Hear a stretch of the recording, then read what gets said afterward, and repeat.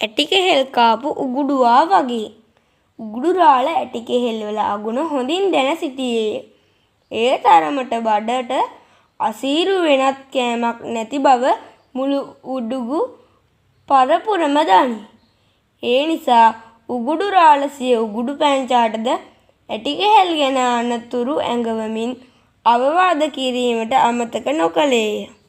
ඇටි කෙහෙල් කනවා තියා ඒ ගැන හිතන්නවත් එපා යයි උගුඩු රාළ කී විට පැංචා හිස වනා ඒ අවවාද පිළිගැනීමට එකඟ විය. එහෙත් එහා කැලෑවේ ඇටි කෙහෙල් මලක් වැටී පැසී ඉදී සුවඳ හමන්නට වූ විට පැංචාට මහත් අමුත්තක් දැනිණි. ඒ සමගම තාත්තාගේ අවවාදයද මතක් විය. එහා කැලෑවට ගියාට මොකද මං ඇටි කෙහෙල් කන්නේ නෑ නොවැ කියා සිතූ ඌ එහා කැලෑවට ගියේය. ගහ අත ගාලා බැලුවට කාරියක් නෑනේ කිවූ ඌ ගහ අත ගා බැලුවේය.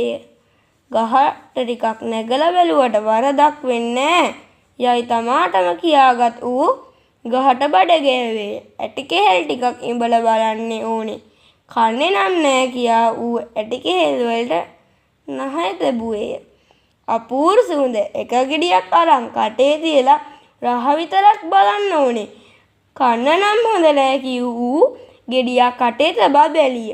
ඒවා රසවත් බවට ඌ ඔහුට පොඩි කෑල්ලක් කාලා බලන්න ඕනේ යැයි සිතුනි. ගොඩක් නම් කන්නේ නෑමයි කිව් ඌ කුඩා කෑල්ලක් කා බැලුවේ.